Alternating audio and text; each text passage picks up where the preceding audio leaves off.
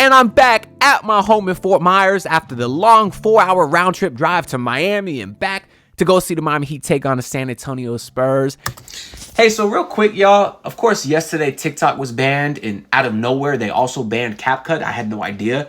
Now, I was freaking out because that's how I edit all my videos. But then, of course, earlier today when I was in Miami, I saw TikTok was back. So I was assuming CapCut was back also, and it's not. It's still banned. So I have to learn a new editing software on the fly. So if this video is not as good quality as you're used to, I apologize for that. But CapCut is literally how I did everything. I had all my sound effects, transitions, effects, intros, outros. Everything was streamlined through that program.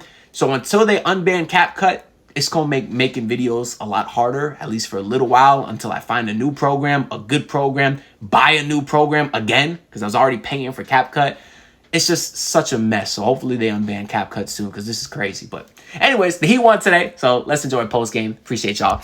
Let's get back into it. And boy, was the long drive worth it. One, because I actually didn't drive. My boy Thomas made his ass drive home because they lost. Because he's a Spurs fan. Y'all can see the picture of the gang right here. Went with my girl, my boy Thomas and his girl.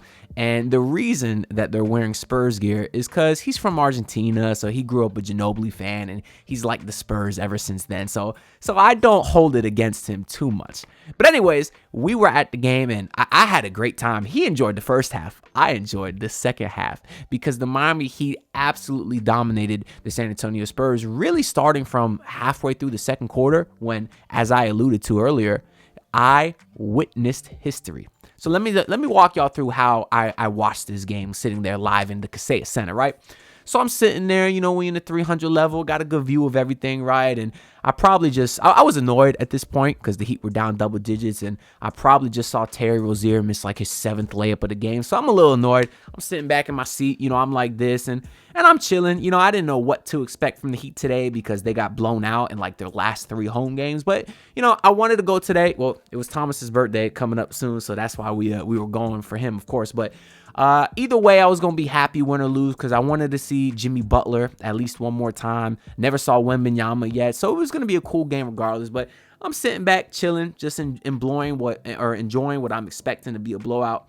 Next thing I know, the Heat are coming back from timeout, and I look who's inbounding the ball from Miami. I see Bam and Adebayo. I say, okay, that's typical, right? And then my eyes gaze a little bit further down the court, and I see a 7-footer wearing black, wearing the number 7. And I say, do my eyes deceive me? Or is Eric Spoelstra's stubborn ass, as much as I love Spoelstra, I always will, but he's still one stubborn MFer. I said, do we finally see what all of Heat Nation has been asking for what feels like ages, although I guess it's only been a couple months. But it's the Kel'el Ware x Adebayo matchup on the court at the same time.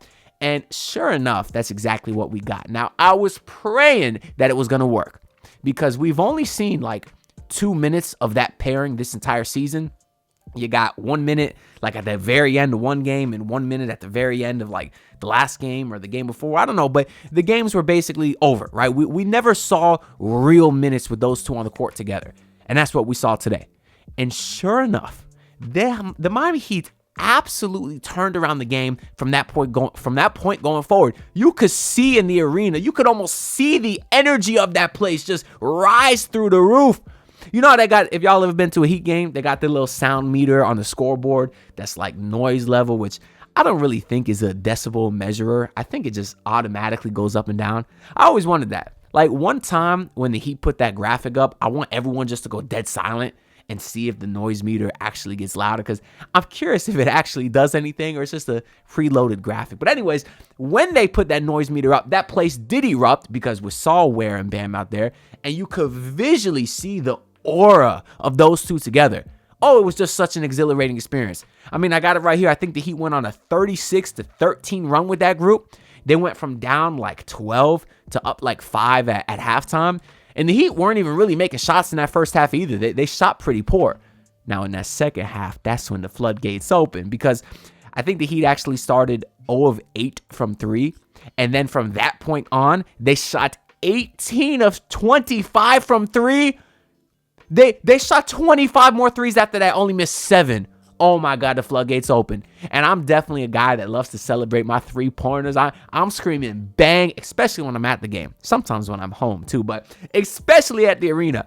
Every time one of those boys got one to fall, I'm standing up doing the Nikola Jokic, the 3 fingers. Well, I think Dirk actually might have started this, but Jokic like to do Jovic like to do the thing with this, and then he put it to like the veins, like he got the ice in his veins, even though it was a blowout, so ice in the veins really don't work. But it's just Jovic celebration. Sometimes he be doing the slat, what you want to call it, with the 3. He's awesome at celebrating. But you had Jovic going off. You had Duncan Robinson. Good God. Duncan Robinson, a.k.a. Victor Wembanyama's father. Dare I say, the owner of Victor Wembanyama put a poster on that boy's head today? Oh, my God. Anyways, it was just a really exciting game. I kind of want to get through I took a little bit of notes before I hit record of what I remember from the game. So we'll kind of go in order, but really all we care about is Spoelstra is finally awakened, and he sees the vision that we've been trying to tell him. But anyways, the Jimmy Butler reception from the beginning, I was kind of curious to see what it would be like. It's completely normal. I don't feel like there was certainly you couldn't hear any boos or anything like that. And obviously this is now Jimmy's second game returning from suspension, and I heard the reception was very similar in the first game. I tried keeping an eye on his body language throughout the game, and truthfully, it's too hard to tell when I'm not obviously right there next to him. I mean, I seen all kind of videos going around Twitter of, oh, Jimmy's not smiling or standing up and clapping when Bam was. And I noticed that at the game too, but then I seen other parts of the game where Jimmy was smiling and clapping. So I feel like what we're going to do, because it is just human nature, so I don't blame anyone who does, but we're just going to be overanalyzing like every little Jimmy Butler thing until he's traded. And unfortunately, like we just got to the car, we walked from the arena to the car, and immediately I get a notification after the game that says the Heat are still looking to trade Jimmy Butler immediately. And it's like, I get it. Like, we know they're looking to trade Jimmy, but why can't we enjoy this win right now? Why is that the first notification that I'm seeing like after the game? So I'm happy I got to see Jimmy Butler one more time. I will always love Jimmy Butler, although I don't love how he handled the situation, obviously.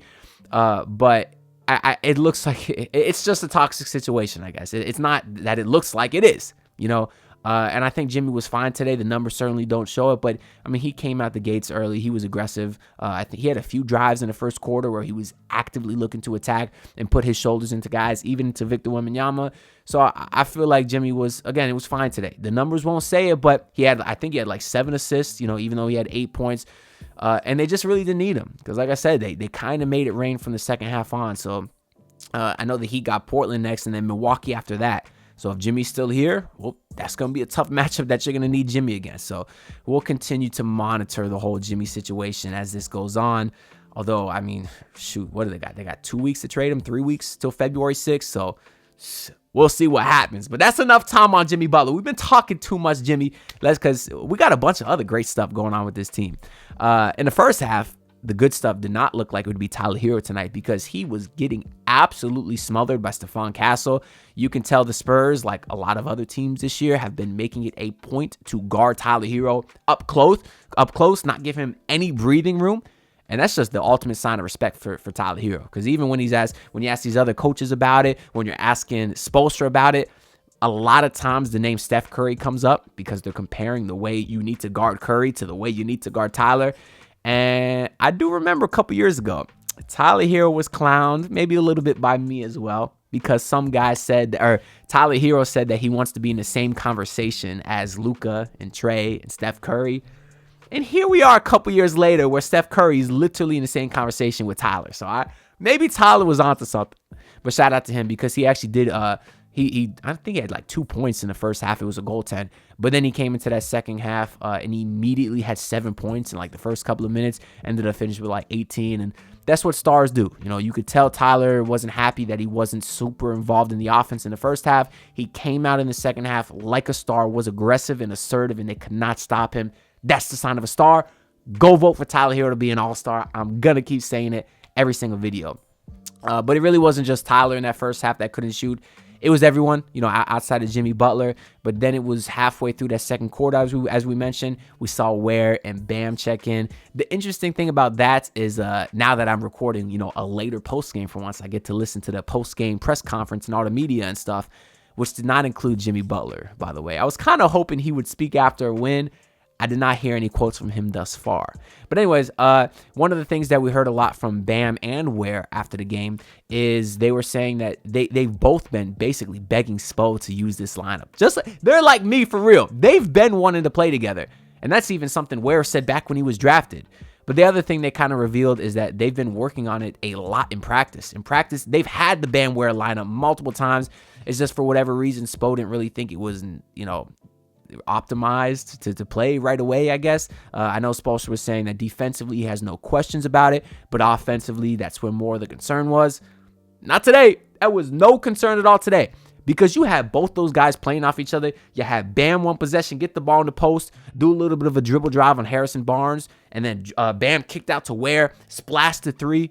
You had in the second half, you had Kel'el Ware get like a nice pass from either Duncan or Jaime. I forget. Everyone was feeding Ware, really, so I forget who. But then Ware did like a really nice little touch pass to Bam to get a little floater over Wemby. These dudes were playing off each other, bro. Oh, it was just phenomenal basketball. I definitely, within the next day or two, maybe tomorrow, want to react to some of the footage, do a little bit of a film analysis breakdown because it's been a few days since, a couple weeks since we did the last one of those. I think the last one we did was about Jaime Jaquez. I think it was about Jaime Jaquez and Jovic. I forget. I don't know. We like to react to some of Brady Hawk's threads on here. And I did read on Twitter that he wants to post maybe two. He said he might do a Bam and Ware offensive thread and a Bam and Ware defensive thread. We're going to have to react to both because this is good hoops, man. It's good hoops.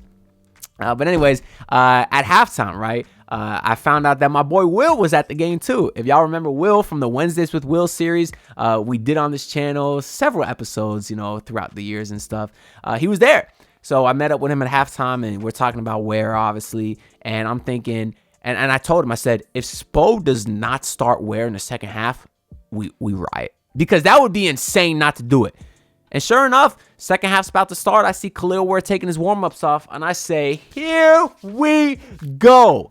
And from the second half, the Heat immediately went on a 7-0 run and really, really never looked back. And, of course, that's when you had Tyler Hero got off to the hot start there as well. We talked about the three-point shooting. You had Duncan. You had Nico. Let me give some credit to Terry Rozier. Now, his numbers today look very, very good. I think he hit like 4 3-pointers, the first time that he was hitting threes or multiple threes in a game in what feels like forever.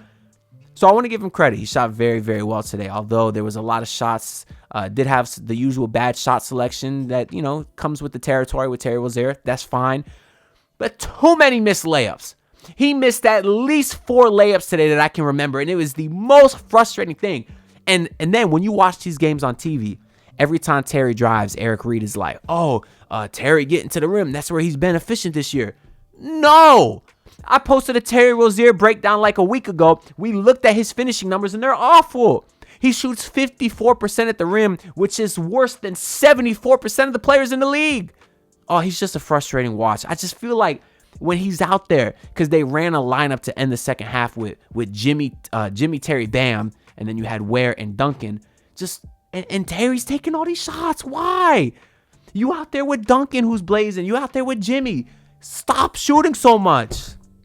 Anyways, that's my daily Terry Rozier rant. I shouldn't have made it any longer than it already is because he did play relatively well today. And the Heat won. But yeah, I mean, the Heat, they never really looked back after that point. What can I say? Duncan Robinson, we talked about that dunk. He even had a play today where he was coming down in transition, like faked like a hezzy on a 3, blew right past Wemby. And if y'all remember, it was last year where Duncan put like the professor fake half spin, then drive baseline on Wemby, made him look silly. Who would have thought Duncan Robinson, he's using his handles and his athletic ability to score on Wemby. Unbelievable, man.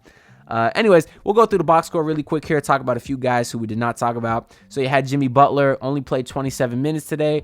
I would say if he wanted to stay here, you'd love to see it because you want to keep his body rested for the playoffs, but he might not be here by then. But he had 8.7 rebounds. He shot 3 of 7 from the field, 2 of 2 from the free throw line. Yeah, so the numbers won't jump out at you at Jimmy, but it's not a good game to judge him. They didn't really need him. We'll continue to monitor that situation as we go forward. Haywood Highsmith today, who did start, only played 8 minutes. I'm not even sure he checked back in the second half once Ware got the start for him. So he only played, got 2 points in his 8 minutes. I think Highsmith is a very good player that a lot of teams could use. We've seen him have some really monster games this year on the offensive end, defensive end as well. But it should be more of a matchup thing, when you need him. Obviously, against the Spurs, you don't need him because you're going against a behemoth in Wemby, and you need 2 tall guys to stop them, and that's what the Heat did. When you go against the Denver Nuggets, the Heat got killed. Hayward Highsmith got killed. That team is big with Aaron Gordon, MPJ, and Jokic. You don't need Highsmith against them. So there is some other games, like against the Warriors, for example. Highsmith played well, where you will need him. Just tonight's not the night for him. So it'd be curious to see how Spo kind of handles this whole situation going forward with regards to who starts or even if Highsmith gets minutes. But Bam Adebayo today against Wemby. Obviously, Bam hasn't been playing his best against some of these bigger matchups. We talked about his struggles versus AD and then Jokic and now Wemby. So certainly a gauntlet of competition for him. But he had 6 points, 11 rebounds, 5 assists, shot 3 of 9. Another inefficient game for a guy who's been inefficient most of the season. But, defensively, that unit with Ware looked good. I'll tell you that. And it was nice to see Bam get a nice lob dunk today, too, from dunking it. They need more lobs for Bam. He's too athletic to be getting one lob dunk like every other week. You know what I mean? We should be seeing that on the weekly. So we got one today.